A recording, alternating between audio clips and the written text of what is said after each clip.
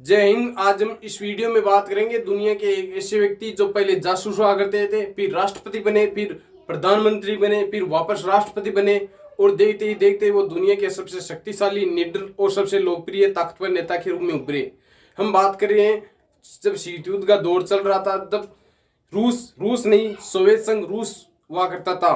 तब उसकी एक खुफिया एजेंसी केजीबी में एक अधिकारी के रूप में लेफ्टिनेंट कर्नल के पद पर एक व्यक्ति 1975 में केजीबी को ज्वाइन करता है और उस व्यक्ति का नाम है वर्तमान रूस के राष्ट्रपति व्लादिमीर पुतिन। 1991 में जब सोवियत संघ रूस का विघटन हो गया 15 देशों में और शीत युद्ध की भी समाप्ति हो गई, तब व्लादिमीर पुतिन केजीबी से स्वनिवृत्त होकर राजनीति में आ गए।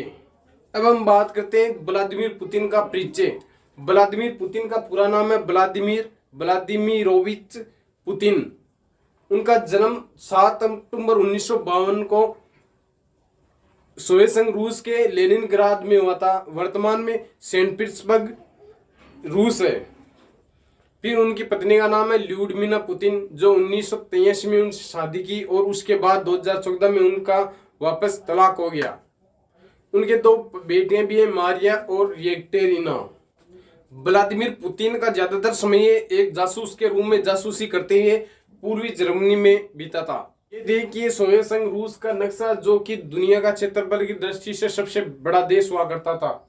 1991 में सोवियत संघ रूस 15 देशों में टूटकर विघटन हो गया। वो 15 देश कौन कौन से थे? वो थे Kazakhstan, Tajikistan, Kyrgyzstan, Uzbekistan, Turkmenistan, Latvia, Lithuania, Estonia, रूस, Belarus, Armenia, Azerbaijan, Georgia, Ukraine और मोल्डोवा। ये 15 देश थे। उसके बाद रूस है, वो भी दुनिया का सबसे बड़ा क्षेत्रफल की दृष्टि से सबसे बड़ा देश है। ये हमारा भारत है, ये क्षेत्रफल की दृष्टि से 7वां सबसे बड़ा देश है।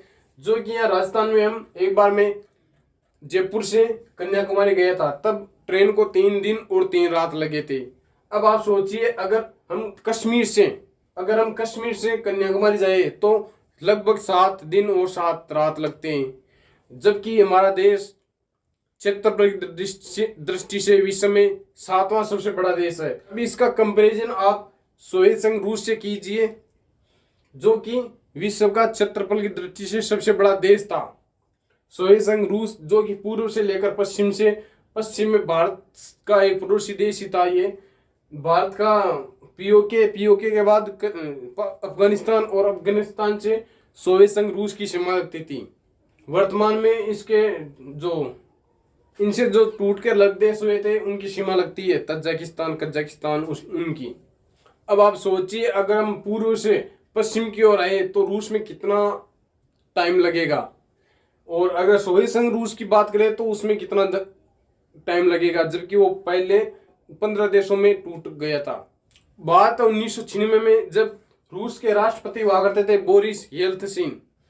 उनके प्रशासन में व्लादिमीर पुतिन भी आगे शामिल हो गए और वो देखते ही देखते बोरिस येल्त्सिन के सबसे करीबी और विश्वास पात्र व्यक्ति बन गए और राजनीति में पूर्ण रूप से सक्रिय हो जाते हैं। फिर 1999 में रूस के राष्ट्रपति बोरिस येल्त्सिन ने अचानक से राष्ट्रपति पद से इस्तीफा दे दिया और उसी के बाद 31 दिसंबर 1999 को कार्यवाहक राष्ट्रपति के रूप में व्लादिमीर पुतिन शपथ लेता है और यहीं से व्लादिमीर पुतिन की सत्ताधारी लाइफ की शुरुआत होती है।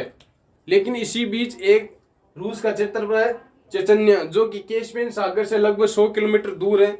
इसी में चेचन्या विद्रोह ने अलगाववाद की लड़ाई की शुरुआत कर दी, लेकिन व्लादिमीर पुतिन के नेतृत्व में रूसी सैनिकों ने जल्द ही इस पर काबू पा लिया और इसी रूसी राष्ट्रपति व्लादिमीर पुतिन की कानूनी व्यवस्था की समर्थ छवि को देखते हुए उनकी लोकप्रियता का ग्राफ अचानक से बढ़ गया।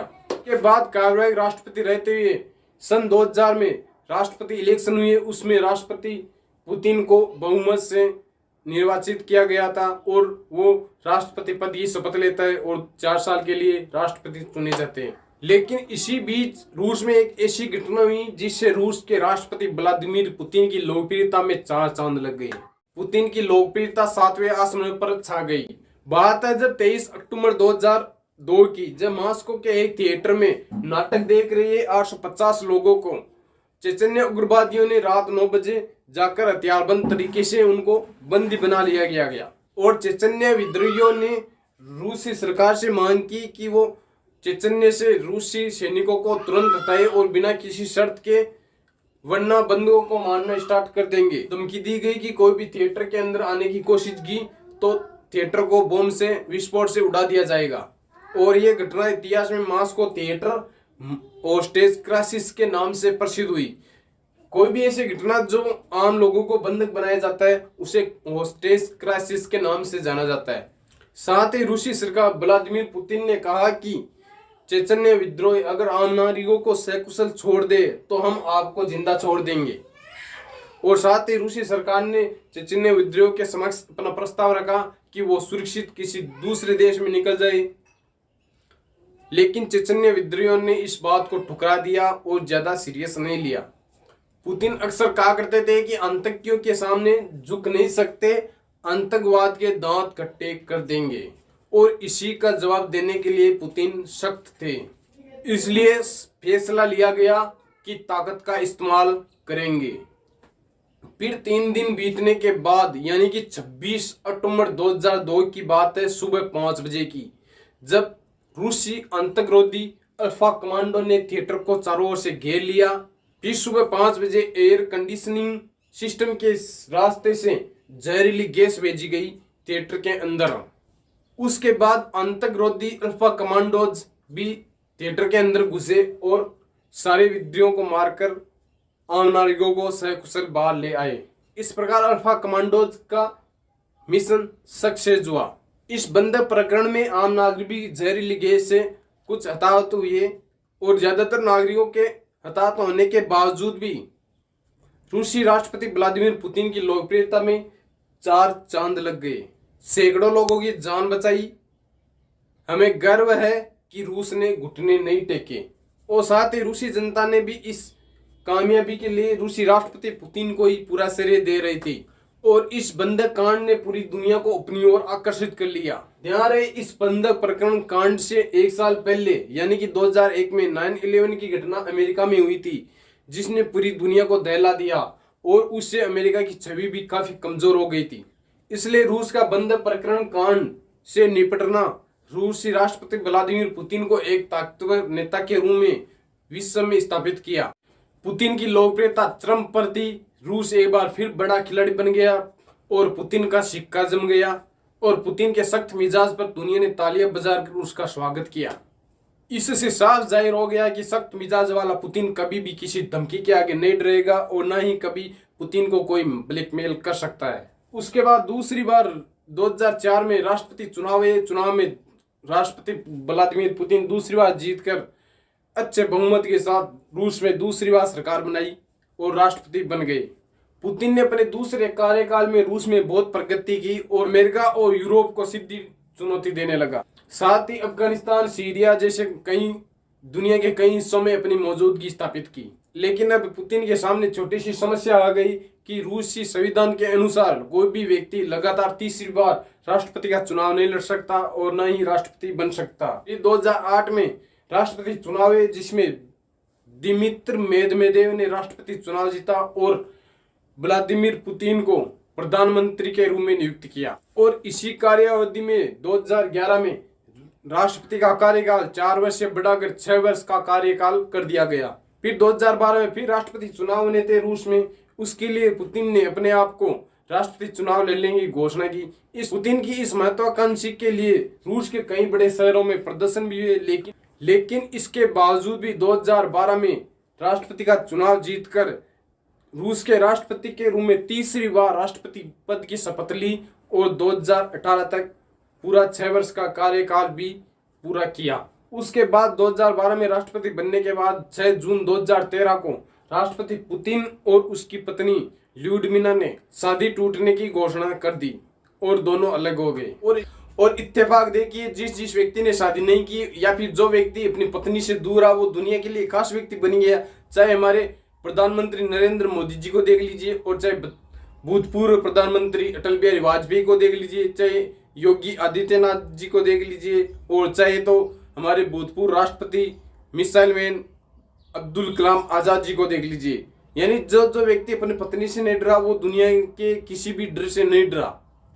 और इसी कार्यकाल में 2014 में रूसी समर्थकों ने रूस के पड़ोसी देश यूक्रेन के क्रीमिया प्रायद्वीप पर रूसी समर्थकों ने अधिकार कर लिया। 6 मार्च 2014 को क्रीमिया की संसद में रूसी संघ का हिस्सा बनने के पक्ष में मतदान किया गया और परिणामों के आधार पर क्रीमिया रूस का ही हिस्सा बन गया। इस फैसले से राष्ट्रपति व्लादिमीर पुतिन की कूटनीतिक और राजनीतिक कदावर नेता के रूप में लोकप्रियता और बढ़ी। क्रीमिया के इतिहास की बात करें तो 18वीं सदी से ही रूस का हिस्सा रहा, लेकिन 1954 में तत्कालीन रूसी नेता क्रुश्चेव ने यूक्रेन को भेंट के तौर पर क्रीमिया दिया था। रूसी राष्ट्रपति व्लादिमीर पुतिन के बारे में कई बार रोचक रहस्य भी सोशल मीडिया पर ट्रेंड करते रहते हैं। जैसे कि कहा जाता है कि रूस के राष्ट्रपति व्लादिमीर पुतिन कम से कम 500 सालों से अलग अलग रूपों में जीवित है और वो अलग अलग हिसाब से रूस की रक्षा करते हैं। कहा जाता है कि कभी पुतिन की तुलना मोनालिसा की पेंटिंग से की जाती है, तो कभी कहा जाता है कि रूसी सैनिकों में पुतिन को देखा जा गया है। और कई बार कहा जाता है कि 19वीं सदी के मिस्र के जनरल जो कि पुतिन ही थे। और कई बार कहा जाता है 1920 और 1941 में रूसी सैनिकों में व्लादिमीर पुतिन मौजूद थे। लेकिन हम आपको बता दें कि यह सब भ्रामक है। हकीकत में दरअसल हकीकत में तो यह है कि रूस के वर्तमान प्रेसिडेंट व्लादिमीर पुतिन दुनिया के लिए वर्तमान काल में एक रहस्यमय अनसुलझी पहेली के रूप में है। वर्तमान विश्व में पुतिन का कोई तोड़ नहीं है। वर्तमान में कहीं भी कोई भी देश किसी दूसरे देश की दुश्मनी से तो डरता ही है, लेकिन खास बात यह है कि विश्व के सभी देश रूस की दुश्मनी और खासकर दोस्ती से तो ज्यादा डरते हैं, क्योंकि रूस के राष्ट्रपति पुतिन एक जासूस है। वो कभी भी किसी भी देश से दोस्ती करके पता नहीं कब उन जासूसी करने लग जाए। रूस के पास वर्तमान में इतनी प्रौद्योगिकी क्षमता है कि वो किसी भी देश की खुफिया जांच करा सकता है। ऐसे ही जब 2016 में अमेरिका राष्ट्रपति चुनाव हुए तो अमेरिकी चुनाव को प्रभावित कर राष्ट्रपति डोनाल्ड ट्रंप को जिताने का आरोप रूस के राष्ट्रपति व्लादिमीर पुतिन पर लगा था। और कितना अच्छा लगेगा आपको कि जैसे कि हम मानते हैं, जैसे नरेंद्र मोदी कहे कि अगला प्रधानमंत्री पाकिस्तान में कौन होगा, तो हमें कितना प्राउड फील होगा कि हमारे मन की सरकार किसी दुश्मन देश में चुनी गई हो। इस प्रकार रूस के राष्ट्रपति व्लादिमीर पुतिन की लोकप्रियता और बढ़ गई। वर्तमान रूस में व्लादिमीर पुतिन के समक्ष खड़ा होने वाला कोई ऐसा नेता नहीं है और पुतिन ही रूस का पर्याय बन चुके। रूस ही पुतिन है और पुतिन ही रूस है।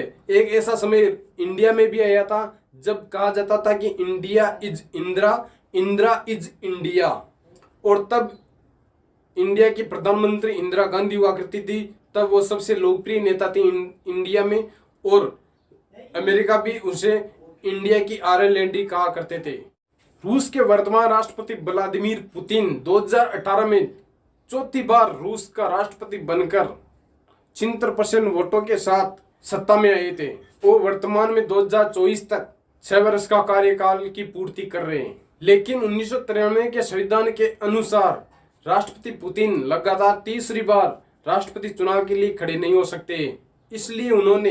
इसलिए 2024 में राष्ट्रपति पुतिन को राष्ट्रपति का कार्यभार छोड़ना पड़ सकता है। लेकिन पिछले साल जनवरी 2020 में राष्ट्रपति पुतिन ने जनता से अपील की कि संविधान में कुछ बदलाव करना जरूरी है, जिसमें राष्ट्रपति बने रहने के लिए तय सीमा को भी हटाना शामिल था। राष्ट्रपति का कार्यकाल की बाध्यता को भी समाप्त करना था और जनमत संग्रह द्वारा व्लादिमीर पुतिन द्वारा प्रस्तावित परिवर्तनों को 78% से अधिक वोटों के साथ जनता द्वारा अनुमोदित किया गया तथा संशोधित प्रस्ताव को गत वर्ष मार्च 2020 में स्टेट डूमा यानी कि भारत के अनुसार देखें तो हम लोकसभा में उसे पारित किया गया था। पुतिन द्वारा स्टेट डूमा यानी कि लोकसभा में, जैसे भारत की संसद में 2 सदन है, लोकसभा और राज्यसभा। लोकसभा निम्न सदन है, उसी प्रकार रूसी संसद में भी 2 सदन है, उसमें निचला सदन है स्टेट डूमा। स्टेट डूमा में पुतिन द्वारा दिया गया भाषण में अमेरिका के पूर्व राष्ट्रपति फ्रैंकलिन डी रूजवेल्ट का उदाहरण देते हुए कहा कि रूजवेल्ट ने 1932 से 1944 तक 4 बार राष्ट्रपति पद का कार्यभार संभाला था। इसके बाद अमेरिका के संविधान में 1951 में 22वां संविधान संशोधन करके राष्ट्रपति के कार्यकाल को अधिकतम 2 बार सीमित कर दिया गया था। अब अमेरिका में राष्ट्रपति चुनाव केवल 2 बार ही लड़ सकता है, यानी कि 8 साल तक राष्ट्रपति कार्यकाल संभाल सकता है। एक्चुअल में उस समय क्या है कि अमेरिका महामंदी और द्वितीय विश्व युद्ध जैसी गंभीर समस्याओं का सामना कर रहा था, इसलिए रूजवेल्ट को 4 बार राष्ट्रपति कार्यकाल का भार संभालना पड़ा था। इस प्रकार पुतिन द्वारा स्टेट ड्यूमा से पारित विधेयक पर गत सोमवार यानी कि 5 अप्रैल 2021 को हस्ताक्षर कर कानूनी रूप दे दिया। यह कानून बनने के बाद रूस में लगातार 2 बार से अधिक राष्ट्रपति न बनने की बाध्यता समाप्त हो जाएगी और राष्ट्रपति पुतिन 2036 तक राष्ट्रपति बने रह सकते हैं, यानी कि वो 86 वर्ष तक राष्ट्रपति पद संभाल सकते हैं। इस प्रकार हम कह सकते हैं कि रूस ही पुतिन है और पुतिन ही रूस है। वर्तमान में पुतिन रूस का पर्यायवाची बन चुका है। आई होप आप समझ गए होंगे कि सत्ता के शीर्ष पर विराजमान रूस के राष्ट्रपति व्लादिमीर पुतिन पिछले लगभग 2 दशकों से सत्ता के शीर्ष पर विराजमान है और आने वाले लगभग 2 दशकों तक सत्ता के शीर्ष पर विराजमान रहेंगे। वर्तमान रूस में पुतिन के समक्ष कोई भी दूसरा नेता नहीं है। पुतिन वैसे तो काफी सख्त अंदाज के व्यक्ति है, क्योंकि पुतिन को जूडो में ब्लैक बेल्ट है। मार्शल आर्ट की खास खूबी आक्रामकता व्लादिमीर पुतिन में खास रूप से झलकती है। पुतिन को शिकारी करना, रेसलर, बाइक, मछली पकड़ना और तैरना, यानी कि साइबेरिया के बर्फीले पानी में तैराकी करना उन्हें काफी पसंद है। अब बात करते हैं रूस के राष्ट्रपति व्लादिमीर पुतिन को मिले ये सम्मान। कौन कौन से सम्मान मिले?